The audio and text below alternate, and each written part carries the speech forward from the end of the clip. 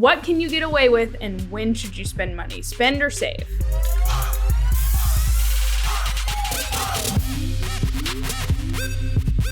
Hello, everybody, and welcome to episode number 83 of No Putts Given. I'm here with Chris, Tony, and Harry. Guys, let's jump right into it. $1.6 billion. How about that Taylormade sale? What do we think? It's a lot of money. It's a lot of dollars. That's a big number. They were asking two, right? Those were the rumors, Yeah, well. right? The unsubstantiated, throw it out there on the market, I think somewhat to gauge interest, somewhat to set people's expectations. And I don't think anybody seriously thought it was a $2 billion type thing, but I think there's probably a lot of people thought it wasn't 1.6 either. So, yeah. I mean, there was reported 1.6, 1.7. We got our number from a Korean financial newspaper. So I think that's actual terms not disclosed, but 1.6, 1.7, you can be confident that we're in the right ballpark there. So yeah. It's only $100 million difference, 1.6, 1.7. Yeah, only 100 million. Each decimal is only 100 million, so whatever. To use the financially correct term, it's a shit ton more than KPS paid for it. So, yeah. Yes. That's what the sign in the yard said. A shit ton more than we bought I it believe. Because, probably a metric shit ton. What was the profit that they bought it for? Do we even know? Well, they were 400? like 425. I mean, and a lot of that was not, cash necessarily. So I think when we talked before is maybe a little less than half that in actual cash outlay. So call it 200 million and change. I mean, reasonable estimates probably put it at kind of a 4x profit type situation. So, probably returned a little more than 4x on the investment in how many years? You could buy a lot of Dogecoin with that, Oh, I mean, boy. so Easy, Elon. somebody at KPS is getting getting the employee of the month parking spot. Probably they did a good job. And you think it's small detail. I mean, really small in the grand scheme of the golf world, but they actually had already sold off the Ashworth brand. So they actually had less to sell and still got way, way more. Yeah. High fives at KPS, I'm sure. As much as boardroom guys high five. What about the trajectory of where this means Taylormade might be going in terms of who bought it and what we think it means for Taylormade's future? Good things, bad things? No thanks. I mean, we've seen some stuff where, some nasty comments about how the Koreans are going to ruin everything and this and that. And, Doesn't seem fair. Yeah, I mean, some of it overtly racist, some of it just stupid. Some of it both. Really, I mean, some people kind of got both of them. And I mean, it's like you look at it and go, man, wait till these guys find out that the controlling interest in Acushnet, the Titleist parent company, is also held by a Korean firm. Right, Fila. Yeah, and I mean, this is going to be. Yeah. If you look at the TaylorMade trajectory as a whole, right? This is a company that was, when KPS bought them, I don't want to say at rock bottom, but Adidas didn't unload it because it was making a metric shit ton of money for their brand, right? It was rock bottom adjacent. I mean, at least it was. May not have been there, but it could kind of see, it was in sight, and so, from where they were to where they are at that trajectory. I mean, I don't think as a smart investor, as somebody who takes over that company, you come in and look at where things are going and go, yeah, I'm going to change everything. I'm going to overhaul this. No, you're gonna look at what is being done and try and continue that. And I'll go back to the Titleist example, right? When Fila obtained the controlling interest in the Acushnet brand, they didn't come in here and reinvent anything. They're like, yeah, look at this. We've got this golf company that returns dependable profits, steady growth. That seems like a good thing from an investment standpoint. So the good business decision is to kind of just keep doing what they're doing because it's working exceptionally well. The consumer probably isn't going to notice a whole lot on the end, right? I mean, if you ask people, look over the last 4 years, how much of a difference did KPS make in your personal life? Nothing, right? So it's a lot of stuff that's behind the scenes. It's organizational. The thing kind of under the hood of the car, I guess, so to speak. And yeah, some of those things might change. There may be some strategies, implementation type ideas, maybe how they go about some marketing things or tour spend or, worldwide staff. How do they, work within distribution models? But the two comments that I saw come up that were, both potentially, like you said, overtly racist and or just ignorant. Like, oh, TaylorMade's going to go back to the 6 month, new driver every 6 minutes, whatever. Shut up. Number one, shut up. TaylorMade, yes. Were they at that at one point? Yeah, absolutely. But that isn't the case anymore. It just flat out isn't true. And the fact that, people want to associate any type of behavior with a certain type of, geography and say that that's going to dictate, how a company is going to run or what their personal experience was with that is, it's connecting dots that maybe don't exist. If you're a consumer and we had not told you this and came back in 2-3 years, said, hey, what have you noticed really's changed, with TaylorMade in the last 2 years?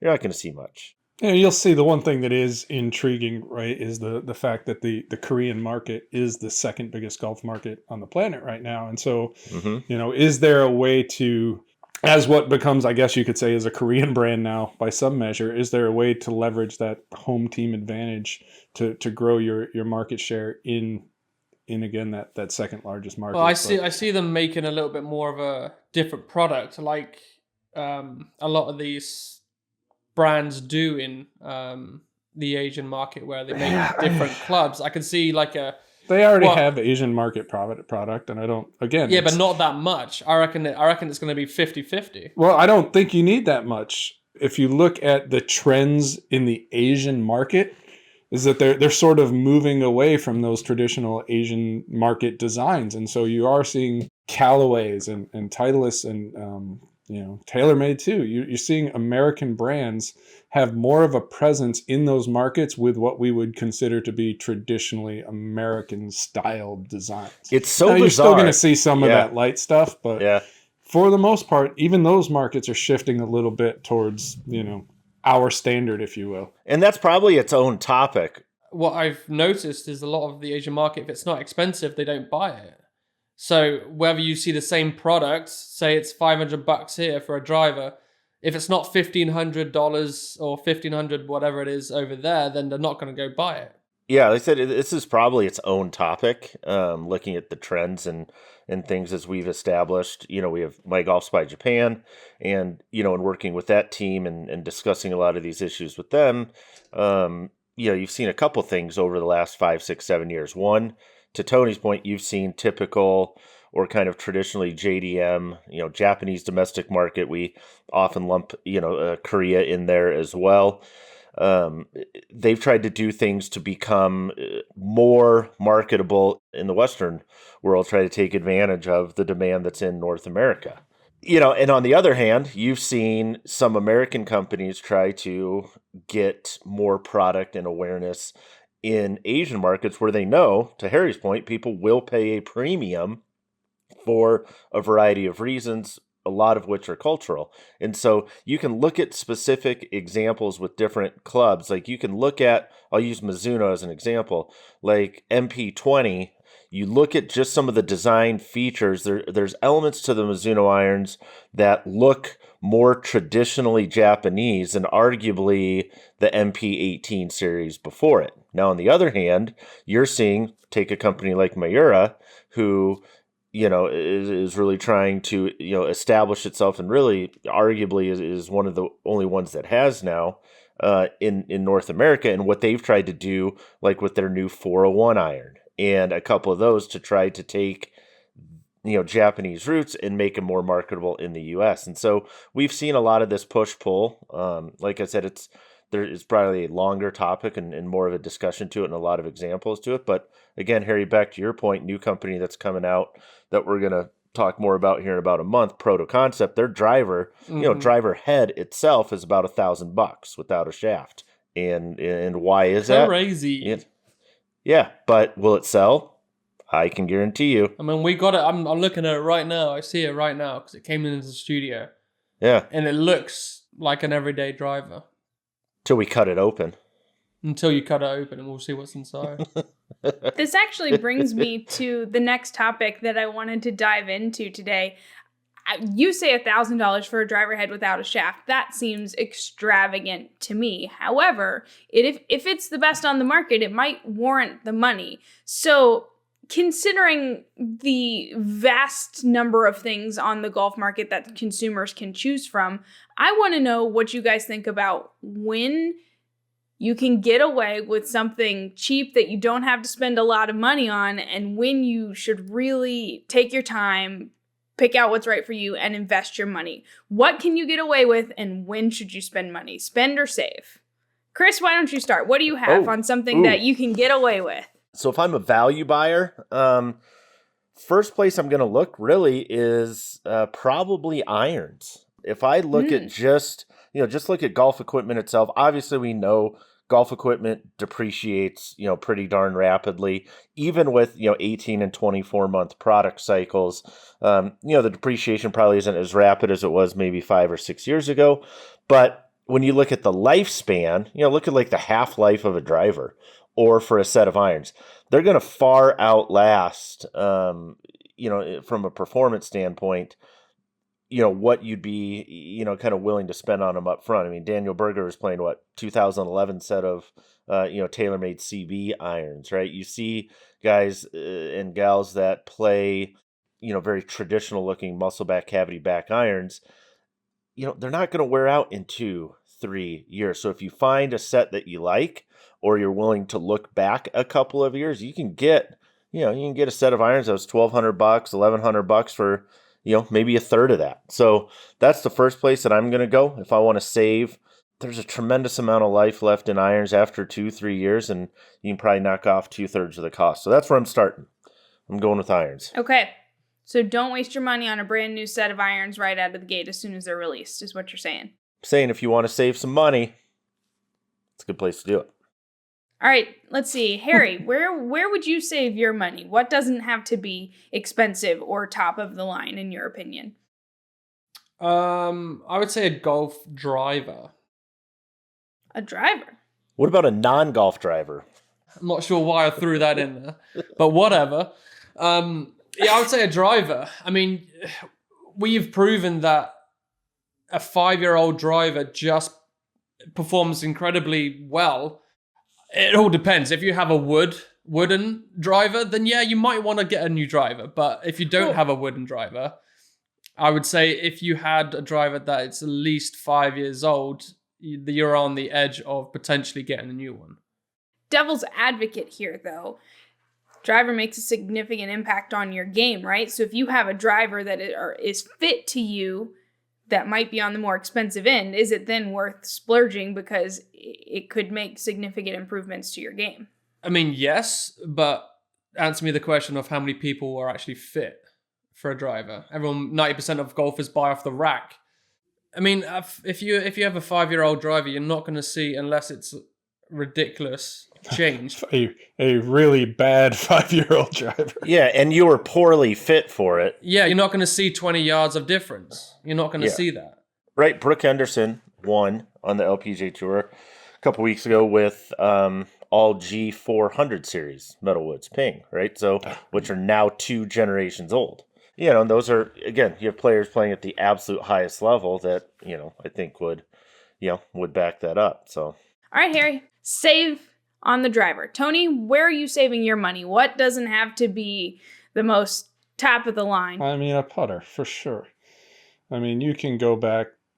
I mean, how many decades, right, has the shape of the putters that sell remained largely unchanged? And you're seeing a lot of just straight milling. And there has been some evolution with, even roll and various face inserts over the years. But for the most part, the putter hasn't changed significantly. You can, the Tommy Armour, like every year we have a putter that performs well at $100. Like Wilson, we've seen $100 price putters perform really well. Tommy Armour, $100 putters that go on sale for what, like $70? Yeah, and you get like a bag of free chips. There are, and again, right, a lot of, if you were to ask me, Harry brought up the shaft, and so to speak to that, what I would say is, if the farther away you are from the middle of the bell curve, the more you kind of, especially if you're on the fast and aggressive side, that's where you're going to have to probably spend some money to get the ideal fit. with a putter, there's no speed component, right? There's nobody that puts excessive load on their putter shaft and has like this tremendous lag. I don't know who was the guy that broke his. Well, I think he smacked it though. And didn't he have to putt with the 3-wood? Was it? Well, yeah. Well, if you break it, that's a whole other thing. I know, but like I'm just kidding. I mean, Christ, I put dynamic loft on everything, but not a putter. And the other thing too is because every company who makes a putter makes about 30 of them a year, and golfers tend to be a little bit mental about their putters anyway, right? If it stops working, it's time to get rid of it, get a new one, and for every Dave Wolf who, when a putter stops working, just tosses it in the garage, there are guys who just unload it, right? And so there is the used market is ripe with plenty of good putters, and obviously you need to be careful with counterfeit Scotty Camerons and things like that. But yeah, I mean, it's just an abundance of putters out there that don't cost a lot of money. So, yep. I when I see a $350 putter, in some cases I acknowledge that the technology story is really cool, or there's some detail or some craftsmanship that went into it that you can use to justify that price tag. But in terms of performance, I mean, for $100 you can find, or less, you can find something in any toe hang, mallet, blade, whatever. You're going to be able to find something that works pretty well for you without breaking the bank or even taking a chip out of the piggy. So speaking of putters though, Tony, if I'm going to re-grip it, I got two options here. If I'm going to re-grip, do I go with El Chilito or El Chilito? Which one should I re-grip with? Yeah, we got to bring back the Chilito, aka the chili cheese burrito. I don't know. We talk about, after Bob was here last week, we talked about who we should have as a podcast guest. Let's try and get Mark King. We'll talk about the Taylormade years, Adidas, and now Taco Bell, and right, his reticence to bring back the best damn menu item ever. Right. And so which one do I put on my putter? Again, I'm looking at you over a video conference essentially, but that white to me that white pops. He's like, you can see it. That's high contrast, and I think we need to get that Chilito message out there. So maybe we'll have to do a giveaway for the green one, and I'll game the white one. I don't know. El Chilito. All right, Tony, saving on putters. Okay, Chris, let's go back to you. Where are you investing your money? What do you have to have that you can't skimp on? I am never going to skimp on things that make me comfortable on the course. I will pay through the nose for shoes, socks, boxers. I finally found my go-to boxers this year. It's been a journey. Really? If you play in inclement weather, rain gear, right? Things that keep you dry or comfortable. That's my primary answer. The other one we'll get to in a second, which is golf balls. Don't skimp on golf balls, people. It's stupid. But things that keep you comfortable. You've stolen Tony's ideas. Literally every last one of them. Really? Yeah. Sorry. Kent wool. For me, I will load up the good people at Kent wool. They don't sponsor. We've never done anything with them. I pay full price. They are the absolute best socks on the market for me. They're not cheap. They're like $20 a pair or something like that. But I will absolutely buy, 10 pairs a year, something like that. And they're the best. I will not sacrifice my feet. All right, so Chris is spending his money on shoes and socks, but saving it when it comes to irons. And underwear. Don't forget. Underwear. I feel like that's an across-the-board thing. That's not just golf, though. Well, what is true of golf is true of life. Thank you, Tony. Deep thoughts. Harry, where are you spending your money? Something that you got to have top of the line, can't get away with a cheap version of it. I would have said shoes that Chris stole, and then rangefinder. To be honest, Ooh. I like a rangefinder or GPS, one of the two. We've got to a point now where walking out distances is not really a thing. And if you really want to dial in your game, you've got to know the numbers.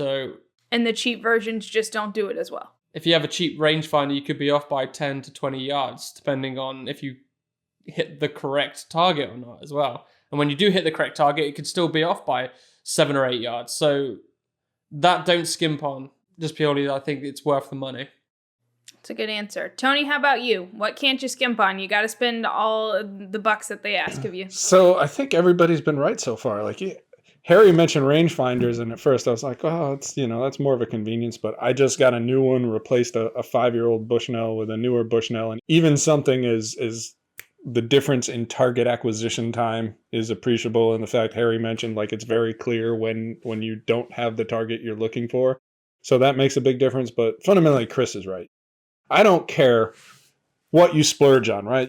I don't care if you go to TXG or Pete's Golf and you get the absolute premier fitting experience and they get you dialed in with the ultimate shaft and head combo, and you have to spend $1,100 to get there, whatever, but it is as good as it's ever going to be for you.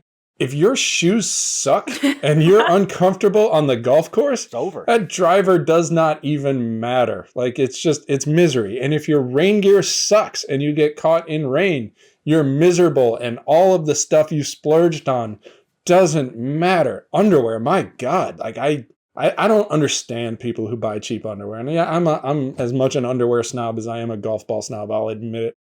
I rarely, if ever, only with a coupon code do I spend less than $30 on a pair of underwear. But you gotta, as I say, treat yourself. One pair? Yeah. $30. That's Lulu. That's the reality. You can get a 5-pack of Lulu for like $128, something like that, 125. Oh, you just rotate them every week? You never have an excess or like... No, but you buy in bulk, find coupon codes, save 25-30% off that $30 to $40 price. But yeah, you got to take care of yourself. I'm wearing paper from the sounds of it. Like, compared to you guys, what? I put in the comments if you're willing to pay $30 for a pair of underwear. Done. One pair. Yes. Now, I do attest that golfer's ass does happen in the summer. So having the correct amount, the correct boxes on, it does make a difference. My mind is blown. Well, you got more than you bargained for in this one, Miranda. I mean, if you have to walk, the last 9 holes like you just got off a horse, you ain't going to play that well. Just got to waddle your way down the fairway. It ain't. That's right. Is it the material? Is it the structure, the cut? Yes. It's all of it. Yes. It's like anything else, right? All of the pieces have to come together. I don't even know how to move into the next topic, so I'll just jump into it. Is the only transition that we're still talking about balls? Okay, so moving into our next segment today, Chris, you are right. We're still talking about balls. Balls! Tony, yesterday, Same. we put out a Q&A with Tony, golf ball, ask whatever you want of Tony about golf balls. And so I thought we'd let you answer some of them for our No Putts Given audience. But actually, I want to throw a question at you that you didn't put in the article. This one's coming from me. It seems like cutting open balls and the studies we're doing in Ball Lab is starting to have an effect on the industry. And one of those effects is now cores of balls and mantles of balls are the same color. So we're having a more difficult time discerning whether the cores are centered or not. Is that something you've been seeing? Yeah, so it's interesting you bring this up. So I was noticing, I guess it's still current generation Chrome Soft, not the LS. Kind of see this black on gray, and we notice, right, the Shrixon is green on green, and with the Taylormade, the bulk of what we're seeing with the mantle and the core layers, or at least the mantle and where it meets the core with the initial couple layers on the outer layers, very difficult to discern the boundaries. And it's one of those things where if you see it in one ball, you think, maybe. But when you start to see it 2, 3, 4 balls where, they're almost blending layer colors, you start to wonder if it's, there's something to it, if it isn't a reaction to not just us, but we're not the only ones cutting open golf balls. So there's more and more awareness of what's inside the golf ball. And certainly when I saw the Taylormade ball, at least the majority of them, I thought, hey, maybe we're getting past the point of coincidence with this. And then, I had an exchange with one of my overseas ball contacts who mentioned explicitly that, the factories and the ball business, if you will, is very aware of kind of what's transpiring and how consumers are being made more aware of what's on the inside, and that stuff is the literal inside is being brought to the outside now for the world to see. And so there does appear to be a conscious effort to obscure a little bit or make it harder to identify defects. And it makes sense, and you're sort of like, you sons of bitches. Right. It's funny too, because wouldn't it make it harder for them to do their own QC as well? A lot of them have x-ray machines, and there's some other stuff they do. So, in terms of that visual inspection, it potentially makes it a little bit harder. It's harder to obscure. Srixon's a good example. Titleist, great example. And this is another piece of the conversation. These dual core designs, just because of the way the layers come together, even if they're the same colors or pretty close to the same color, those boundaries are still pretty easily identifiable. So when you get into the outer layers, like Srixon's a great example, right, where the mantle and the cover are always almost exactly the same color, so that when we cut one, people are like, well, that's not the right ball. That's a two-piece. And you're like, no, it's really not. It's just that's how, you're taking a really thin cover and putting it on a mantle that's the same color. So you're getting some of that for sure. The other thing we're starting to see, Callaway's a great example. Maybe they'll come back. You mentioned the latest generation of the MaxFly Tour X, where 4-piece balls, you're seeing in some cases a move from what would be considered a dual core design, right, where you have two very obvious true center layers to more of that dual mantle layer, where you have one big core and then two thinner layers on it, and that's what Callaway has done. Yep. With some of its recent stuff. And that's a great way to not necessarily center your cores perfectly, but it's easier to center that big core than it is a smaller core for sure. And the other piece of it is too, it's, just the way our eyes work and we perceive things. It's much easier to see a small core that's off center and go, oh my God, that looks terrible. When on percentage, right, if you had a big core that was off by the same amount, you may not even notice it. Is that going to affect performance, though, if the core is bigger? Does it change the flight or anything like that? I mean, it's everything's like moving around, right? We're going to tweak the performance. Now, Titleist will tell you that they believe you get the best performance out of a 4-piece ball using that dual core design that they use. I'm sure if you ask Callaway, they'd say we get the performance we want. We get better performance out of our dual mantle design. So ultimately, it's small tweaks, and everybody's gonna tell you that the way they do it is optimal, and so is what it is. But the reality is, right, if we were to look at it sum total, what we could probably say almost for certain is that it's harder to make a ball with a true dual core design, a 4-piece ball with a dual core design. It's harder to make that ball as consistently as a lot of companies would like to over time, right? It's just a more difficult process, which is probably fundamentally the reason why companies are going away from it. It's just harder to get it right over and over and over. Oh, that's for sure. Absolutely. Here's a question that you did answer in the article, but I think it's an interesting one, so it'd be interesting to get, a little bit more of a take from you on it. Rich Riker asks, have we reached peak performance with golf balls? Is it now just about manufacturing cost savings and price points? What do you think there? That's an interesting question. So, yeah, I think we obviously we're at the point of peak distance in terms of your absolute limit, right? The USGA, which is currently exploring rolling back the ball, is not going to sit around at a table and go, hey guys, maybe we've been thinking about this all wrong. Let's open this up and see how far we can take this. That is not going to happen. So in terms of the absolute, their distance rules, that is not going to change. So there is as long as a golf ball is going to be. Now within that, there is room. There's no regulation around, say, launch and spin and things like that. Not yet. So how can you get to that distance, right? So you're going to see manufacturers, as they have done for generations of balls now, tweak their launch and spin profiles, right, to try and optimize over a wider range, things like that. You may see, as patents move into public domain, you may see more 5-layer balls, for example. You may see things like that. I think the biggest opportunity really is in the cover.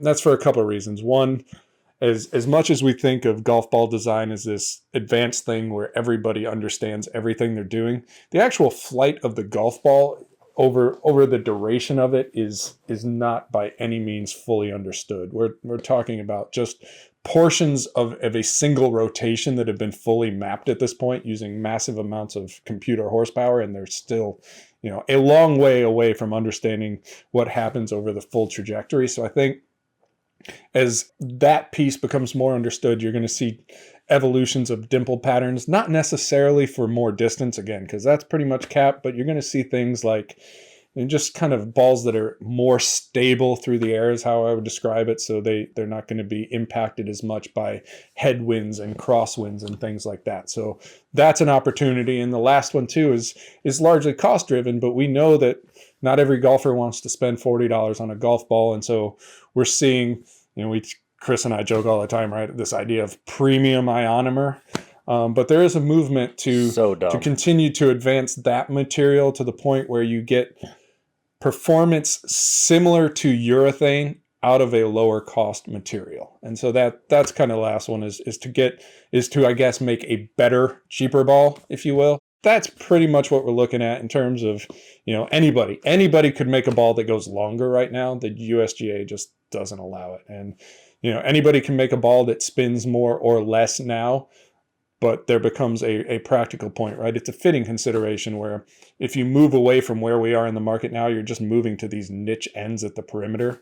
And there's opportunity there, but only to a point. That's why we're seeing, right, Chrome Soft XLS and Left Dash. And, to an extent, I think we're going to see a different TP5 model that moves into that space as well. TP5 double X. Triple X. Go all the way. It's filthy. All right. Anyway.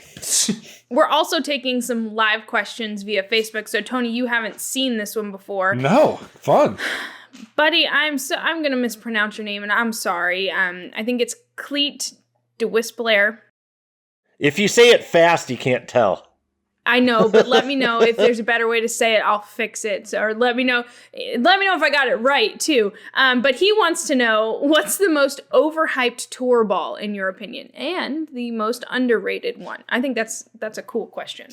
Cletus. Most overhyped tour ball. I don't think it's Cletus. It's Cleat, I think. Oh, all right. Clet. Overhyped tour ball. This is going to sound, it's the Bridgestone Tour BXS. It's the Tiger Ball, and it is overhyped because it is the Tiger Ball. But from a fitting perspective, and and I say this because it runs neck and neck before E12, which is doing really well for Bridgestone right now, the new E12 Contact. Before that ball was launched, the Tour BXS was neck and neck with Tour BRX as the number one seller in the Bridgestone lineup. And when you look at the properties of that ball, it just it spins a lot off every club in the bag. For a lot of guys, it's going to spin too much off a wedge. It's going to spin too much off a driver. And that is an awesome golf ball for Tiger. They made that golf ball for Tiger, but it fits almost no one, right? Yeah. You're not Tiger. And so, the spin off the driver is going to be a penalty. The curvature that comes with that is going to be a penalty off the tee. And so that's a case where a great golf ball for Tiger is probably not a great golf ball for, the rest of the guys out there, or the majority. All right. How about underrated? Yeah, I'm going to say Left Dash just because. Yeah. If that's your answer, that's your answer. Yeah, I don't know what underrated is. I mean, that's a tough one, right? Because there are not a lot of, I'd make a case, I guess, to balance it out. I think that Tour BX is a fantastic golf ball for a lot of guys. Bryson and Lexi Thompson don't move the needle the way that Tiger does. And so, that ball doesn't get the kind of attention. But if you're going to go out and take a guess on which one is going to fit the majority of golfers better, of those two, I think the BX is probably the one that's the better fit. So I like that one, and it's not super nichey. It tends to be a little bit on the low spinning side, but it's not a total niche ball like a Left Dash is, or the Chrome Soft XLS, for example. So I guess I'm gonna go Bridgestone for both. I think actually. All right, PHX Livin asked at what Phoenix Livin. We got this one. Yeah. Yeah. I guess that's an abbreviation, isn't it? Well, I'm killing the Twitter handles. That's the worst part. Sorry, anyway, Cletus. PHX Livin wants to know, at what handicap does it really matter if you're playing a top tier ball? Example, the Pro V1. Everyone. Yeah. So this is one I answer, right? And I start by saying, right, that I think golfers of every handicap level underestimate their ability to hit a good shot from time to time, right? And it's really the difference between a tour pro and an average golfer isn't necessarily like, yeah, Dustin Johnson has massive head speed, and that's a huge advantage. But for the most part, if you're going to quantify or put a label on the single biggest difference, is its consistency, right? A tour pro is going to hit that same shot over and over and over again. Higher handicap is going to have a much lower success rate. But I think that when you do hit the ball the way you want to hit it, you want a golf ball that's going to give you the most out of it. And so I think even the highest handicap golfers can benefit from the performance of a tour ball. Now, I say that understanding that if you are losing 4, 6, 8 balls around, you maybe don't want to spend $40 on balls. And so, well, that's my thing right there. Is that it's you could be spending a lot of money on these balls and losing all of them, but you could still get a really good tour ball for a cheaper price. Right, buy Kirkland's. They're not. Yeah, there you go. Kirkland you isn't get a lot more for that $30 than you do one pair of underwear. Let me tell you. A Costco Kirkland isn't a Pro V1, but it does give you a bit of the urethane experience. Buy Snell or Vice in bulk. Get that price under $30. If you're losing balls, go to someplace like lostgolfballs.com and get quality used balls even. Take a shot there. Don't get refurbished. Do not get refurbished. Yes, used, not refurbished for sure. And at that point, you're looking at, $13, $14 a dozen, which is certainly less than you would spend buying a crappy 2-piece ball, which is just not going to do what you want it to do on your best shots. I think part of what does a lot of damage to consumers on this is the term tour. We use the term tour ball, and so people build up all these walls based around the single term, tour. I'd use the example of, okay, how refined of a palate do you need to have to go enjoy a super expensive steak? Like how good do I need to be at steak eating and telling differences to go have a $50 steak, $80 steak? Am I a good enough eater to appreciate it? I don't know. But like golfers have this idea, it's a tour ball. My game needs to be in such and such a place to get the benefit from that ball or to experience, when the reality is, if you can get it airborne and forward, you're good to go. Yeah, I mean, if your taste buds work and you like meat, you deserve the good steak. And that's why balls like the Tour Response, the Taylormade Tour Response, and the RX, and the first Chrome Soft, right? Regardless of how it was built, those are not tour urethane balls. Ultimately, right? Nobody plays very little, if at all, on tour. Nobody plays. Urethane covers some of the benefits. Typically lower cost on those, but again, I mean, you have options. You don't. If I say, hey, go buy, you'll get the most out of your game with a tour ball. That doesn't mean you have to go spend $49 on a box of Titleist or $47 on TaylorMade and whatever the Srixons are going for now, a little bit less still. There are value options available, and yes, I'm gonna admit it. I am the worst kind of ball snob, right? I'm gonna tell you, like, if money is no object, yes, go buy those balls that I just mentioned. But if you are losing a large number, and I'm right there with you some days, then yeah, like, we've all been there. Look for decent urethane at a really good price. How many golf balls does an average golfer go through in a year? Like, how many dozen balls? There's 300 million golf balls that are lost in the US alone every year. Say 25 million golfers? I think 300 was like a couple of years ago too. That's only 12 balls per golfer, which seems, obviously very low. That's like a week for me. Like when we do a giveaway and we give away a year's worth of balls, let's even say it was 12 dozen. And on one hand, you're going to pay top tier. So say maximum amount you'd spend on 12 dozen balls would be $50, call it $600, right? And you're probably not going to spend that, but call it $600. Best case scenario, let's say you get them for around $30. Right, so now you got 12 dozen for $30, $360. You're talking a difference of $200 to $240, right? Between your best case, absolute highest cost and absolute lowest cost, you're looking at $240 over a year.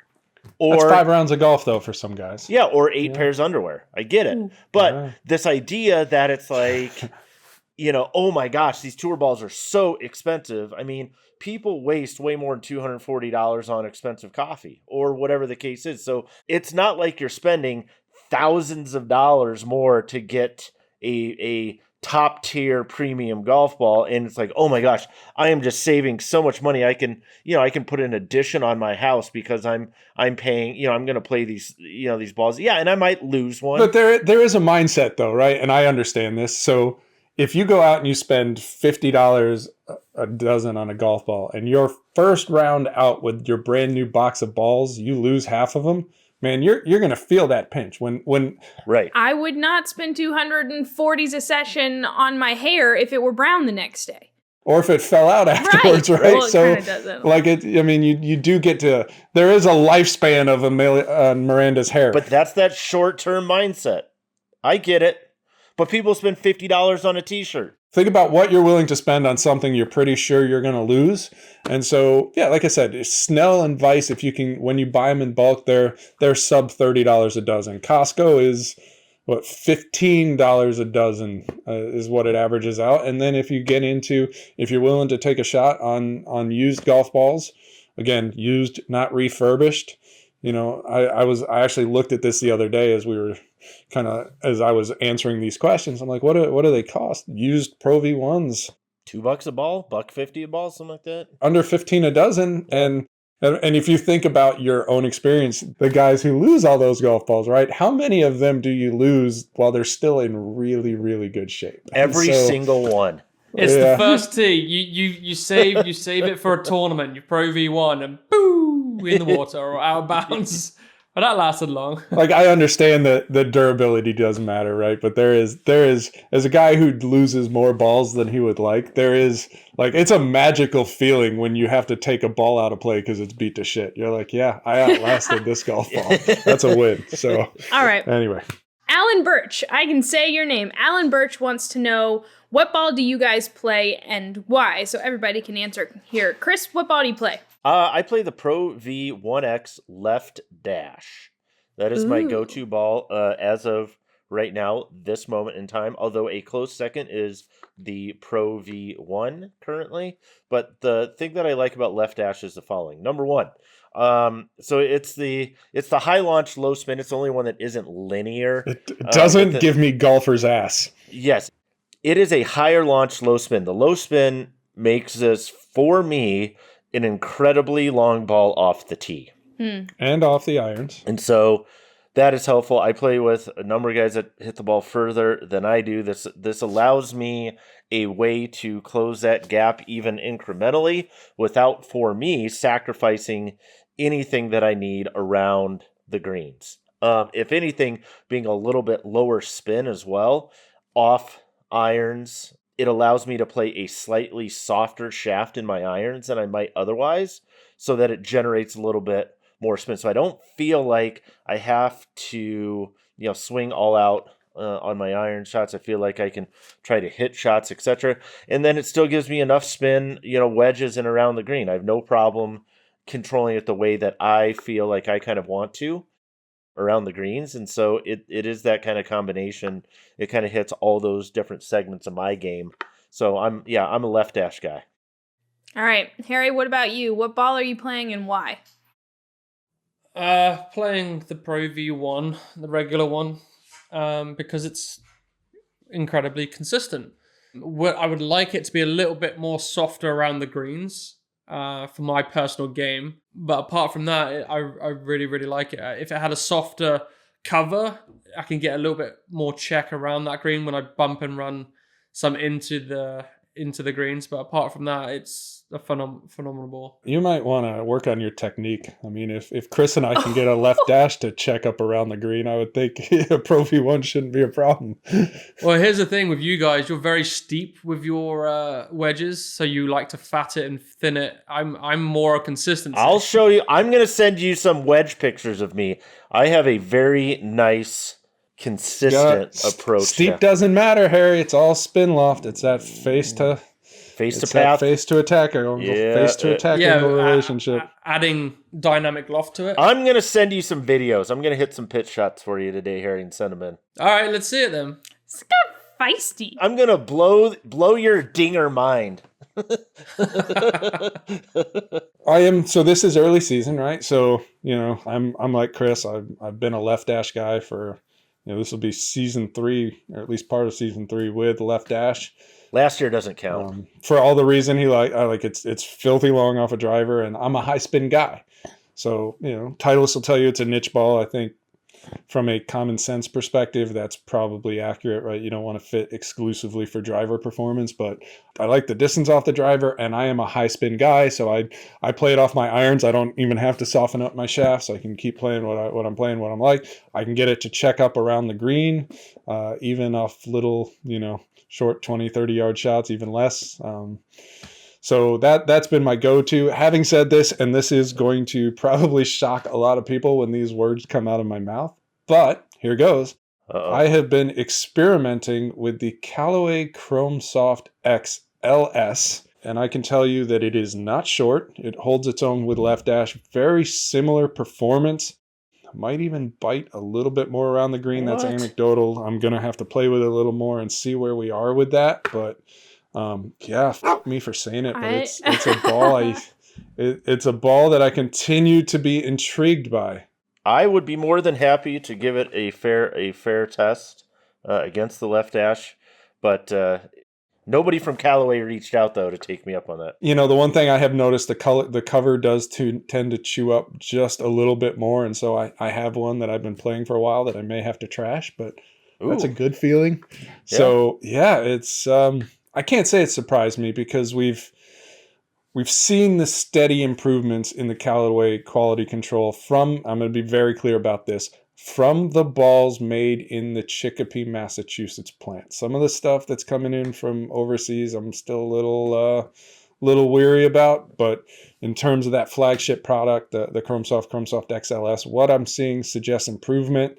I don't think as we look at every last metrics, it's quite as tight as Titleist.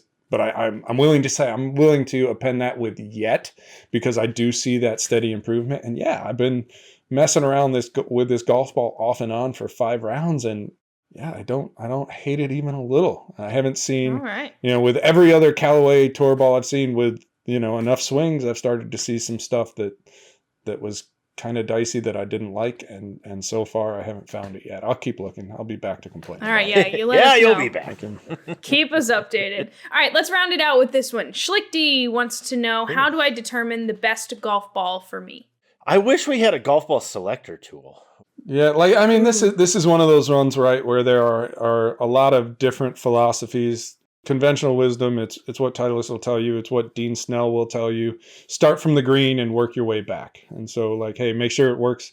Make sure it works for you off a putter. And for some people, mostly that just means feel, and I don't necessarily like that. I'm like, let's maybe take feel out of the equation. But again, it's got to do. Harry's a good example, right? The left dash doesn't do what he wants it to do around the green, and so let's take that one off the table, and we'll go from the wedges to the irons. And then once you're dialed in with that, again, Titleist wisdom, and I think a lot of others would agree, you fit the ball to the irons, and then you fit the driver to the ball, because you've got all of that adjustability. So the one thing I like to emphasize that I found in my own experience, and this goes back years, where I just was hitting balls into a net on the launch monitor to see what the numbers were telling me. I think for a lot of golfers, it's extremely difficult to discern what the advantages are, what a ball is doing well. And so what I found quickly, looking at things a little differently, is I could find out what a ball wasn't doing. Hey, this, and then great, again, back to Harry, right? It doesn't do what I wanted around the green. All right, let's cross that one off the list. And so maybe starting at the green, there are, especially if you're including feel in it, if you start with, say, 5 potential possibilities, you can cross 2 of them off right there. Hey, this didn't do what I wanted it to do off a wedge or off a putter. Now let's move to the irons. And all right, am I seeing anything in the flight? Is it too high? Is it too low? Is it not stopping the way I want it to off the irons? All right, well, let's maybe cross one more off the list there, and then you get to the driver, and it's like, hey, which one is going longer and staying straight, right? What are the launch and spin properties here, and which of these can I tune my driver to achieve my objective with? And so it's trial and error then. There's your short answer. Well, that's what I did. So when I did mine, I did Taylormade TP5, the Pro V1, and the Strixon Z-Star XV. And I really liked the Strixon XV, and I still like it. It's just when Tony did the consistency test on it, it just didn't perform as well as I wanted it to. If it starts to improve just that little bit more, it's always going to be on the list because I really, really like that ball. But when I did all the things that Tony just mentioned, it ended up with the Pro V because everything rounded out. Yes, you're going to give up something here and there, but for overall quality, Titleist for me, the Pro V1 was my game ball. Tony answers a lot more questions than we touched on here, so we'll link that article for you if you'd like to take a look at a couple of others. Last week, we had Bob Parsons on the show, so that was a don't miss episode. So if you want to take a look at that, check it out here. We've linked it for you as well. All right, guys, well, thank you very much. We out. Gave a full demo set to stores for this exact issue. I would be surprised if most of the major manufacturers aren't doing that already.